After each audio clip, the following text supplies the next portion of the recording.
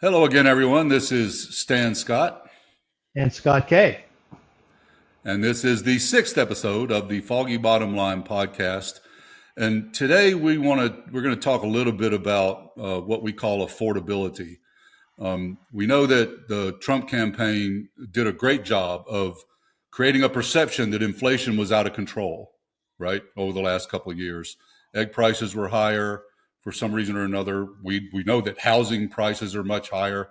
And one of the things, Scott, that you and I were talking about a little while ago, that some of the words you've heard on the campaign trail a few times is affordability, right? The people are complaining because they can't afford things. They can't afford the basics, maybe, or can't afford luxuries. So tell me, let's talk a little bit about affordability and see if we can take a shot at defining what we mean by that. Sure. Yeah, I think affordability is really a relative term, and we don't always stop and think about what affordability means to us versus what it might mean to someone else. Uh, for example, when I go to the grocery store and buy my groceries, I know it's more expensive than what it was a year or two ago.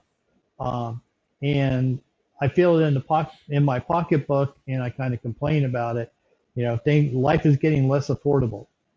But that type of affordability, food affordability, grocery affordability, that issue is different for a young family who can no longer buy enough food, nutritious food, to feed their children because the prices have escalated to the point that they can't afford to do it. So we both have affordability issues with groceries, but very different in scale and scope and probably solution to address that. Uh, So, Complaining about the cost of a baseball ticket or a football ticket to go watch a sporting event and complaining about the affordability is different than having a child that you can't afford to buy the equipment so they can play in a soccer league. Uh, right. and that type of affordability. They're both related to sports, but it's not the same thing. So I can't afford to I can't afford to do all the basic things I need to feed my family and keep a roof over their head and keep them in decent clothes and send them to school and get them an education. That's a very different affordability issue than I can't afford to eat filet mignon every night, or I can't afford to fly to Italy for a 3 week vacation every year, right? Or Hawaii. So when we think about affordability, we have to think about what exactly we mean. And I think one of the problems we're having these days is that the prices are going to go up. Inflation is real. It's happening. We could discuss and argue about the scale of that inflation, right? It's actually pretty Right. low right now, except in a couple of little areas which seem to be sort of outliers. But some kind of inflation is always going to be there. We're always going to have that. The question is, can we control it in a way that keeps the economy strong, but also doesn't cause it to run away like it did in the 30s, after the stock market crash. But when we talk Right. about So affordability, let me jump in. Let me jump in sure. right there for a second, since you're talking about inflation. Uh, we've always had inflation. Inflation is a natural occurring event. It's part of our society. Inflation is not always. Inflation can bring benefits, uneven benefits maybe, and benefits to different people. But when I buy a stock in the stock market or my 401k or my IRA, I expect the value of that stock to go up, to inflate. Right. So the value going up is a good. It's something that I'm looking for. When I buy my house, I expect the value to go up over time, to inflate. So the next person Right. that buys my house is not going to buy it at the same price I did. They're going to buy it at a higher price. So inflation benefits me. So we need to be. We're always going to have inflation. Inflation is not always bad. What makes it painful is when it hits us where it personally hurts, or when it's hitting us across several points at the same time. Right. Uh, You're right that the Republicans were able to very effectively make inflation, and as exemplified by the cost of eggs, a major issue. And really, all they did is point out to Americans, make Americans aware that inflation was going on, brought up a specific example that caused people to say, "Oh Right. yeah, I see that." Um, Yeah. so anyway, I just wanted to make sure that Right. we just don't throw the term inflation out there like an epithet as Right. something that's inherently bad. And as sort of a historian, everyone out there should know that if you're a debtor, if you owe a lot of money, if you have a lot of debt of one kind or another, inflation can be good for you Right, because the dollars you borrowed are worth more than the dollars you pay back 3 or 4 years from now. And this was actually one of the things that caused the founders to shift from the Articles of Confederation over to the Constitution, but that's a different podcast. Um, I will. Let's talk about a little bit about one of the things that you brought up in a different context was this idea of social infrastructure, right?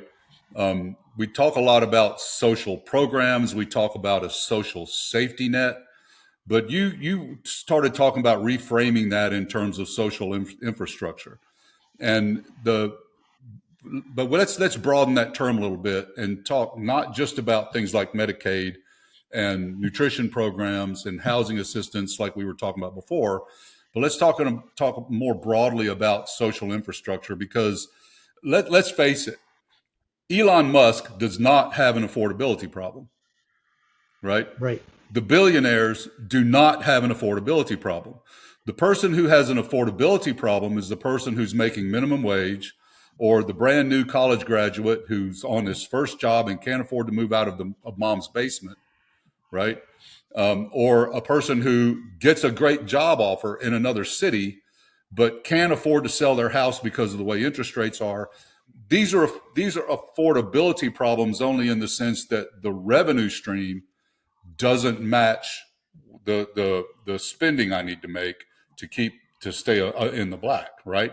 So right, let's talk a little bit about right. social infrastructure and what the government's role might be in or might not be in creating a social infrastructure that sort of helps ensure that everyone can sort of meet this minimum standard. Is there enough housing, for example?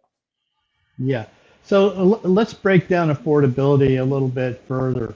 Uh, there's affordability where we don't have enough resources to meet our expectations or our desires, which most of us experience. And then there's another type of affordability issue that's more basic and fundamental is can you afford the basic needs to live, to survive?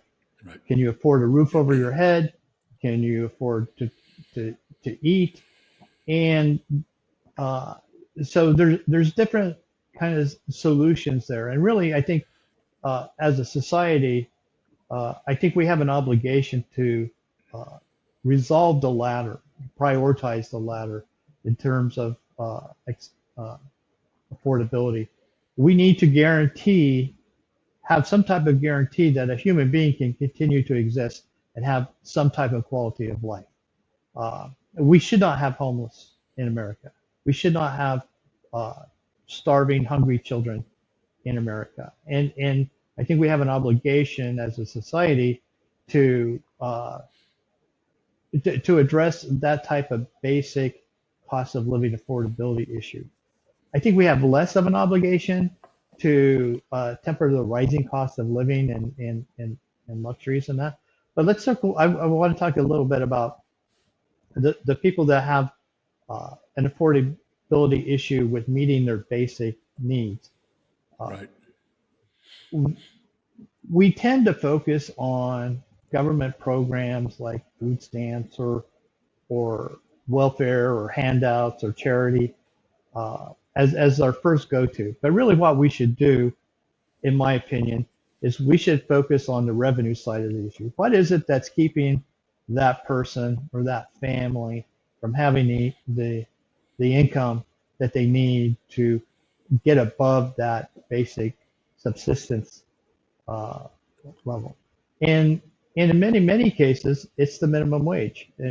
It's not that people are lazy or they're drug addicted. You know, there a lot of people, most people, I would say, that find themselves struggling to just have a basic quality of life are hardworking, honest people that Right. are making not enough money, not making that livable wage that we talk about. And the first step for getting there is, as a society, we need to raise uh, the minimum wage to starting out here in Virginia to $15 an hour. But that's just step one. And we need to index a minimum wage to the cost of living to be able to have a basic uh, floor for people who are working, who are engaged and productively contributing to our society, and to make it so we are not uh, taking advantage of them. And I think another thing that we can do uh, here in Virginia and in the short term is to repeal the right to work laws. Uh, unions, employees deserve to be able to form unions. There's a track record of unions improving the quality of life and standards of living of Americans when they can bargain collectively, when they can assure safe workplaces, and when they can provide uh, uh, training for their for their members, so people can advance and progress. Uh, and and another part of the solution, I think, is to we often we rely on but often forget about our nonprofit and charity organizations as a way to help address the needs for of those folks. So rather than immediately jump to, well, we need a new government program and handouts to do this, this, and Right. this, we need to look at some of these things that are part of the system that people with affordability issues are are surviving in or living in. Well, I think when I talk about, when we talk about social infrastructure, certainly these kinds of programs are part of that. And certainly these are necessary to some extent because there are folks out there, for one reason or another, who either cannot or have great difficulty taking care of themselves. Disabled people, people with addiction. So part of this social infrastructure would be programs to help those folks reach a place where they can more effectively take care of themselves. Elon Musk does not have an affordability problem. And that's because Elon Musk doesn't have an income problem. He doesn't have a revenue problem.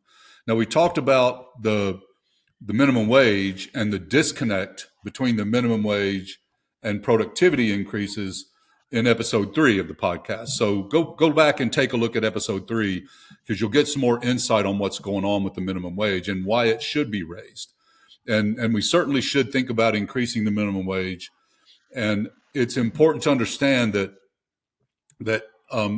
those of you who out there who think that raising the minimum wage will increase prices, yeah, that sounds like the expected outcome. But what it's really doing is it's allowing workers to capture a larger share of their own productivity, right? So, because prices are, depending on what you're talking about, prices are relatively inelastic. Corporations can only raise prices on eggs so much, or people will stop buying eggs, right? Now we can talk about some causes of this affordability problem, but the key one I think is this revenue thing, the income piece of it. So, and what I mean by social infrastructure here, part of that are the social programs, the safety net programs as we called them, but part of that is also a fair living wage that basically helps ensure that workers get to capture a fair share of their own productivity. So as they become more productive, their wages increase, right? But social infrastructure also includes things like making sure there's an adequate housing stock, right? Right. Making sure that the development process, the planning process in local communities creates the conditions where the housing stock is adequate and it's the right kind of housing, right? We may not need any more $1 million houses in Richmond, Virginia, for example. Maybe we need some $800 one-bedroom studio apartments for these folks we just talked about who are just getting out of college. So I don't know. When you talk about this problem, there's a lot of aspects of it. You know, the you could blame tariffs on part of the affordability problem because imports are going to become more expensive. You can blame the attacks on immigrant labor on part of the affordability problem because if eggs and beef and strawberries are increasing in price, a lot of that's because they're rotting in the fields because the labor force suddenly went away because of the attacks on immigrants. But so what do you think, you know, Scott, I mean, these are not intractable problems. These are things we can solve if we work together as a community. But what kind of leaders do you think we need in government to do this, to figure out what role government should play? Yeah. Yeah. So I guess the first thing I would say is there are lots of causes for the housing shortage and affordability. And it's not really productive to dwell too much on uh, what the causes are other than to cast blame. But that doesn't really solve the solution. That doesn't bring solutions. So I think if a leader is, is serious about solving problems, they'll focus less on how we got here and more on what are we going to do about it. And that being the case, you know, let's talk about housing for a second. Government doesn't build houses. We don't build, and you know, businesses and investors and developers are responsible for our housing supply. Uh, so the question is how to get them, these private interests, to create an adequate housing supply of the right type of housing in the right places at the right time. And so that's where government can play a role in solving the housing solution is by uh, taking a look at the regulations and the standards of uh, what are the rules for building houses in the Richmond area specifically. Now it changes from one locality to another. You know, we have zoning that says you can only build certain type of houses here or there, and we have some other requirements that building standards that need to be met. Uh, are they reasonable? Are they reasonable for our current situation? Are they reasonable for addressing our housing needs at this point in time? And then yes or no, then you move on. You say, okay, are we administering those programs and applying those standards in a way that make that's not an obstacle to people coming and building houses Right. in our community? And if not, what can we do about it? Are we, you know, is the bureaucracy slowing things down? What's the waiting period for things? Do we need to hire more inspectors or more planners? What is it? You know, are the rules and the infrastructure we put in place, are they functioning properly? And then make adjustments across the board.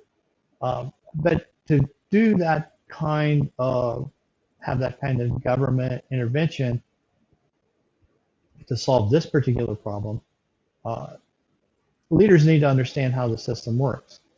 And importantly, because often with housing, there are such economic interests at stake, leaders need to be able to balance competing interests and make sure that they're not favoring one side over another or creating obstacles for housing to be developed or overly making it advantageous for others, or making sure that we have the right mix of housing in the right places. You know, so it takes government as a monolith can't really do anything because government is made up of individual leaders whether it's legislators or whether it's executive branch, county government, state government. Uh, we need a government that's efficient and effective, that promotes the interests, the social interests of the community. And we don't always get that because we don't see our challenges like housing as part of a system. We Yeah. see it as an issue and we want to have a silver bullet to just zero in and solve Right. that one Yeah. problem. So anyway, I was. I'll hand it back Yeah, to I you. was just gonna. But while you were talking, I was thinking you used the word system, and I'm kind of glad you circled back into that because it strikes me that these are all systemic problems in some way, right? To the extent there's a housing crisis, it's part of a system. It's part of the general infrastructure that we've created in this country, both physical in terms of physical buildings, but also social. How do we allocate these things? And we kind of have this capitalist mindset, this individualist mindset that the idea is that if we all go out and behave perfectly as rational economic actors, then the markets will sort all this stuff out and we'll end up in a good place. But it's pretty clear that markets are leaving a lot of people behind. We have thousands and tens of thousands of veterans out there, people who went into combat to defend this country and this Constitution, and now they're homeless because we haven't created the social and physical infrastructure to take care of them. Whatever their problem is, it's addiction, it's PTSD, it's disability from losing a limb in combat or from disease. And we don't have the social infrastructure needed to fix that, to resolve that issue.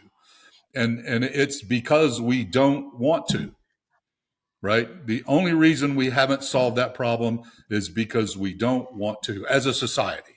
You and I want to solve it, Right. right? There's a lot of people out there that want to solve it. But as a group of people, as a nation, we've decided that's not a problem we want to spend the resources to solve.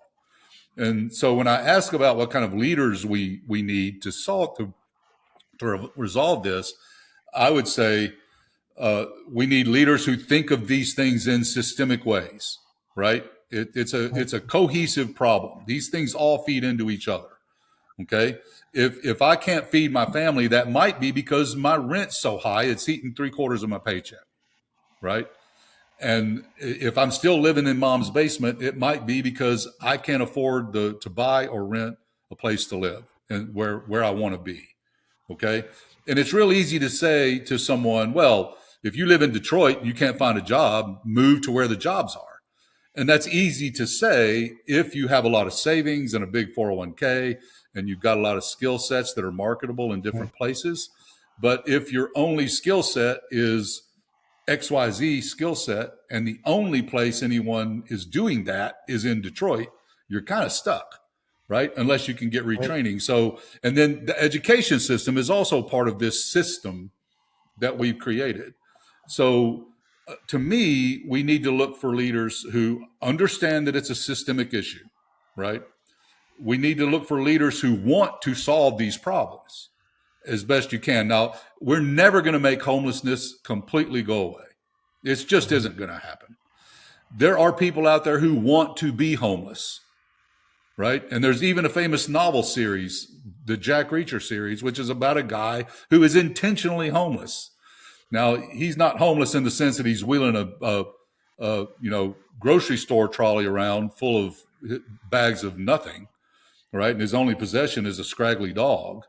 But there are people out there who want to live that way. So you're never going to make it go away. You're never going to create a social program that's completely 100% free of fraud.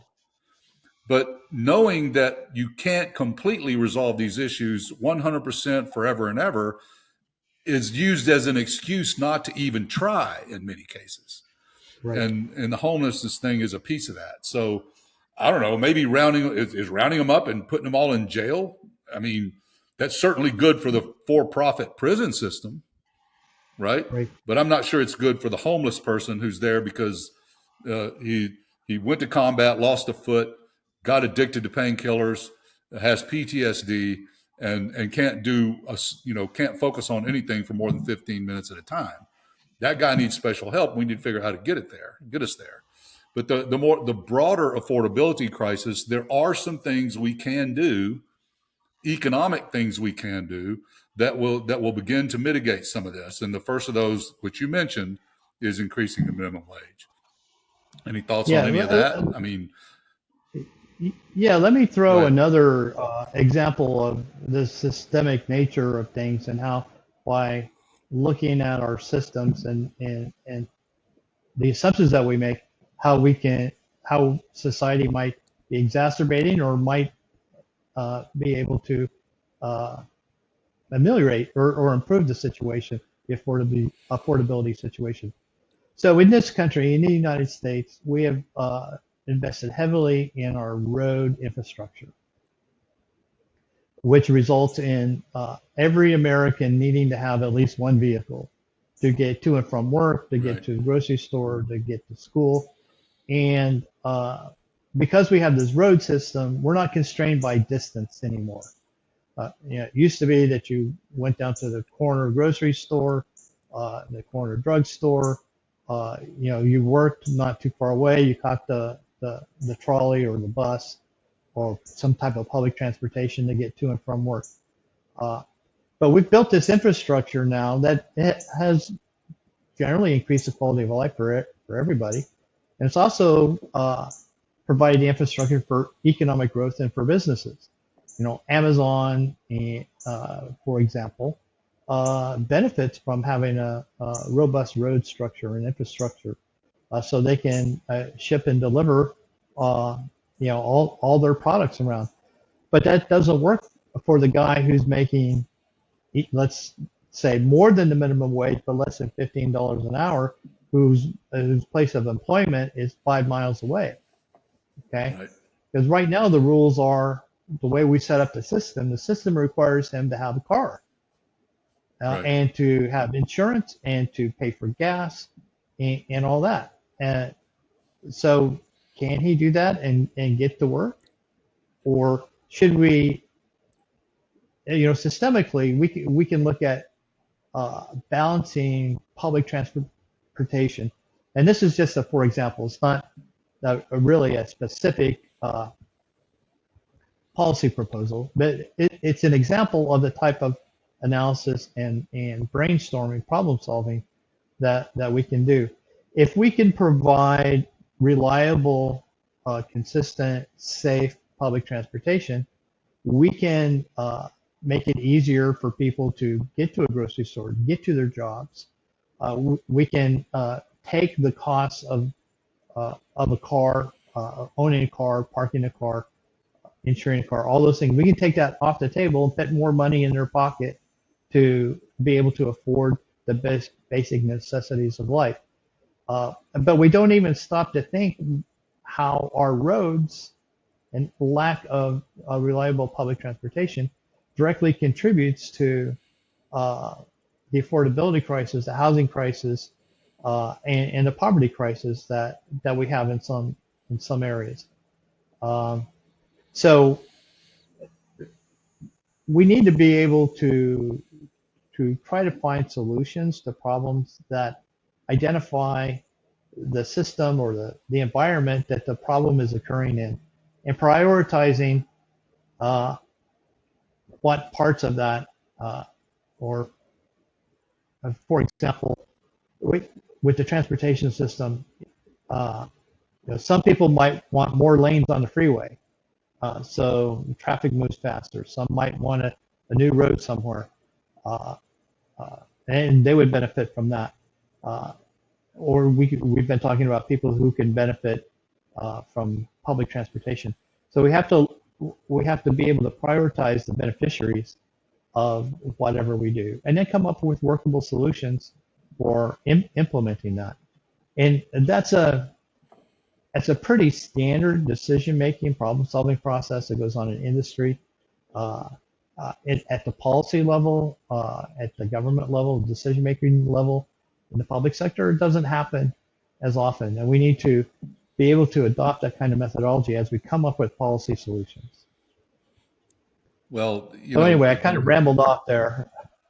Well, folks, one of the things I was going to mention at the end of this podcast is if you can't tell, none of this is scripted. This is just Right. a couple of old combat soldiers with microphones talking about stuff and trying to think through some of these very difficult issues, some of these intractable issues. And I'll tell you that the whole Foggy Bottom Line brand comes from my idea that most problems, the solutions to most problems are pretty foggy. The bottom line is often very foggy on what the best answer is. And this is why we often end up trying something and then discarding it and trying something else. And we should be willing to do that. We need folks out there who can take a look at a problem, work among a group of problem solvers to try to find a solution, implement that solution, and then analyze it and figure out, is it working? Is it working 20% or 80%? And how can we improve it? Because all of these Yeah, how things can should we sort of tweak be it? living documents, right? So, Right, right. but We should. and you talk about the road system, and again, that brings me back to this social infrastructure idea, which as we're in real time, Scott and I are developing this concept of the social infrastructure. What does that mean? And I think there's two pieces to that. One is the social part, the shared understanding part. Some is the physical part, right? We have housing stock, we have industrial stock, we have factories, we have roads and bridges. Okay, all of these things matter with respect to how society is organized, how we organize it, and what role we all play in it, and what that forces us to do or not to do, right? So, you talk about the roads and the way we've built the suburbs. It's impossible for some people, because of where they live and the nature of the infrastructure, to survive without an automobile. And it's, in many cases, it's impossible for a family to make it without two or three automobiles, right? Right. If you have mom working in one place, dad working in another place, teenage kid has to go to school, has to go to football practice, has to go to the job, their after school job or their weekend job. And you have to have this, and this is an expense that we've created for people by the way we have structured all this stuff. Okay. Right. And so, and I don't know what you do about it. We're not going to, the plain truth is it's unlikely that we're going to see the kind of robust public transportation system that would allow someone who lives in an apartment complex right off 360 in Mechanicsville to take a bus to their downtown job every day and get back and survive without a car. Because even if the bus was there and they could get downtown for their office job, they still got to get up to the Kroger, and they still got to get to the grocery store and the pharmacy and all these other places, and the place just isn't walkable. So that's another issue, is make places a little more walkable so people just walk around or ride a bicycle. So these are You're difficult absolutely problems. Yeah, go ahead. you're absolutely right, Stan. We're not gonna solve all these things and make them go away. Uh, these the need for a car, but we can take that into consideration when we're looking at Right, how to solve problems. We can, for example, let's circle back around the housing. We can look at putting affordable, dense housing in areas that are well serviced by right, public transportation. Or we can change our public transportation scheme to serve areas that are already existing that have a need for it. We, right. we tend to do things more the latter, which is Yeah, kind of an ad hoc way of solving a problem rather than proactively building the solution into the initiative. Uh, but these are like you and I have talked about several times, that how we solve problems is really more important to our success than the actual solutions that we come up with. Uh, and part of that that I've been kind of repeating myself on today is you have to look at the system and where the problem exists and what are the variables and things that are influencing it. And with the expectation that you're not going to be able to solve everything, but it's reasonable to say we can make everything better. Right. And sometimes we don't even try because we know we can't fix the whole thing. So we don't even try to fix part of it. Yeah. Right. Or right.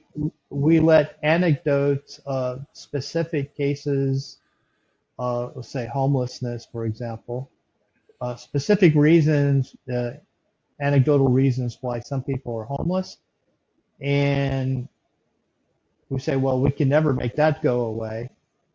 We can never make substance abuse go away, so we're not even going to try to solve the problem. Right. So any progress is progress, and sometimes we let perfect and good be the enemy of good or better. And Well, you solve these problems at the margins, right? These things, you expand the solution at the margins, and if you keep capturing those margins, right, then you slowly make progress. You slowly do good and make things better for more and more people, even if you haven't completely eliminated the problem of malnutrition in children or the homelessness issue or the high cost of rents. You can do this at the margins. What you're talking about a minute ago with public transportation, a city in California just did that. They changed the zoning ordinances so that to make it possible to build more multifamily housing right next to streetcar stops, stations, right yeah, next to train yeah, stations. Right. yeah. That's Oakland, Is it Oakland? California. Yeah. Yeah, yeah, And people oppose that. The people who use the train to get to work but drive to the train opposed it because they didn't want their parking spot to go away. Right. right. But they did that. Now you can, and these places will fill up. If you go to Northern Virginia, where's the most expensive housing? It's right next to the subway stations. Right. Right. It's The right metro next to the metro station. Yeah. stations. And that's where the most expensive office parks are, is right next to the metro stations. So these problems are solvable at least at the margins, and we need to be looking for some of those solutions, even if they are marginal and don't completely eliminate the issue, right? Well, actually, your Northern Virginia example is, I think, shows the success of solving a problem because Right. people started putting employers in housing next to transportation systems. So you Right. didn't have to. So that's not a problem. That's a solution that's working well, I would say. It's working very well, especially if you own one of those apartment buildings. So, right. Absolutely. But again, just to circle back and start, we're at about 30 minutes now, so or 35. So just to circle back and sort of see if we can wrap a bow around this a little bit. We're talking about affordability, okay, and the discussion has taken sort of wide ranging with respect to. We haven't really gotten much into causes of the problem. Mentioned it a little bit. We haven't really talked much about solutions to the problem, but we have talked a little bit about this social infrastructure idea and how the problems are systemic, and we need a systemic approach. And maybe, Scott, in a future podcast, we can take a look at more of a causes and solutions, or possible, brainstorm some of that. But really, what we like to do at this point is get folks to think about this stuff as systemic issues, right? The problem is not just that the prices are going up. The problem is that income is not going up, right? And if your income is at a certain level, you don't have an affordability problem, right? Elon Musk literally can have anything he wants. Anything. Literally. He could buy an island. He could buy anything he wants. And he does not have an affordability problem. But the woman I see downtown catching a bus at 3 p.m. to move from one janitor job that she goes to in the daytime to another janitor job that she goes to at night, and she's working 16-hour days or 15-hour days, and she's making $8 an hour, and she's barely keeping her family going and barely putting them into housing that's substandard, right? But she's working hard. This is not a person who's not working hard. She's not lazy. She's doing everything she can to do what needs to be done to take care of herself and her family. And the system, however, has created the conditions where she can't get ahead. She can never create. And this is another topic we can get into at some point, Scott. Is this idea of generational wealth, and what systemic issues have kept some families from creating that generational wealth that they can pass along to their heirs, so that this woman's kids and grandkids don't have to do that, right? Because she created the conditions where they don't have to. So, any final thoughts on these issues and the discussion so far? Yeah, I would say to our audience out there is if anyone proposes a simple solution that's going to fix everything, don't buy it. Right. If they propose a silver bullet, don't believe it. If they have a solution that only looks at the details of a specific problem and doesn't look at the system, don't buy it. Uh, you know, realize that solutions to our problems today are complex and require a little bit of work to come to meaningful decisions and solutions. And it requires leaders who can think systematically, right? Can think about all of these as a cohesive set of issues that influence each other. If you create a bunch of affordable housing and put it somewhere and then just give it to people, you create a different set of issues, right?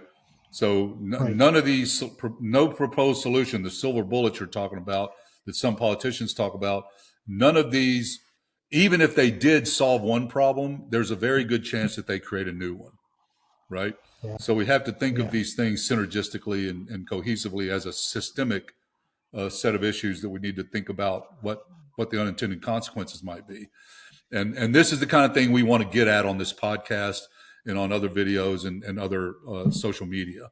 So, and you know, my friend Scott is running for the House of Delegates in the 59th District in Virginia.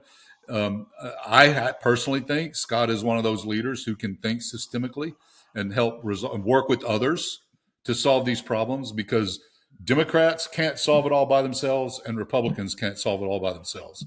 We all have good ideas. We need to talk to each other and work these things through and try to find solutions that improve the quality of life for as many people as possible, even if not for everyone. Right. So, Yeah. The last Scott, you thing I want to talk would about just add.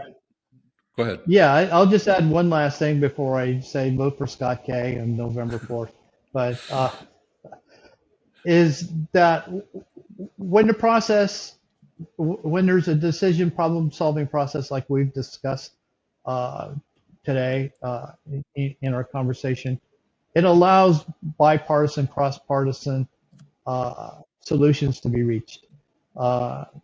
Because those simple silver bullet solutions really have a partisan identity and become part of the partisan orthodoxy of the Republicans or the Democrats.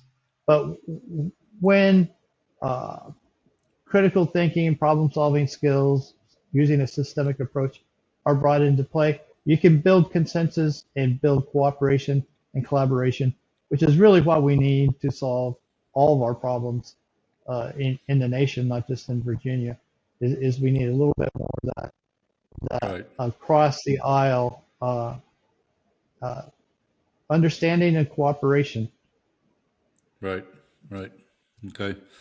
And so Scott's website is www.scottkforva.com. That's Scott K, the number 4, va.com. You can donate to the campaign at that website. You can read more about Scott and what the campaign, how it's going. But this is not a podcast about Scott's campaign. I'm supporting Scott. I think he'd be a great delegate for this district. I live in this district, so I'm supporting him as best I can. But this podcast is not about promoting Scott K's campaign. We're going to keep doing this after the campaign's over in November, and we're mostly going to touch on issues related to Virginia. The kinds of issues that Virginia's government can manage until the campaign's over. But after that, we're going to broaden things out a little bit. And again, we're just a couple of old, crusty old Army combat soldiers talking about stuff on a microphone, trying to figure things out, trying to help other people figure things out. And but we do want to point you at Scott's campaign and give you a chance to find out more about that. You can also find out more about the Foggy Bottom Line podcast. We're up on YouTube. We're up on Spotify. We've got 5 episodes already up. I keep promising more videos, and that's going to come this week. You'll start seeing those this week. I'm going to start on the lecture series this week on the U.S. government and the Constitution.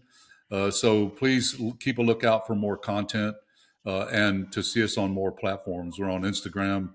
We're on TikTok, all of those. So, Scott, any final words besides vote for Scott K on November 4th? Yeah, the early voting's open now, so you can do it today. Yeah. But no, Stan, I think our conversations are great. I certainly enjoy them, and hopefully we're tickling people's minds and getting them to think a little bit out of the box, a little bit creatively about the issues that we're all concerned about. Yeah, that's the real goal, is to get people thinking and trying to, we want new ideas. We want to hear from you folks. What do you think about all this? What do you think the problem with the affordability crisis is? What do you think the solutions are? Well, we're open-minded. Mostly, I think, I can't speak for Scott, but I'm going to. I think we're both just curious. We're both driven by curiosity. Right. We both want to know more. We both want to try to figure things out. And the more minds that work on these things, the better. So let us know what you think. If you got a topic you'd like for us to touch on, please let us know. And with that, I guess we'll sign off until next week. Keep us in mind. Please subscribe to the YouTube channel, to the Spotify channel. Share, comment, send me an email. Let us know what you think, and we'll keep on going with this until somebody makes us stop. So, Scott, there we go. You got any projects in the woodworking shop this week? No, I'm building some more campaign signs to put out, but that's about the extent of my creative efforts this week. But okay, we'll see you again next week. So see you again next week, everyone. Take care. Have a good weekend. Enjoy.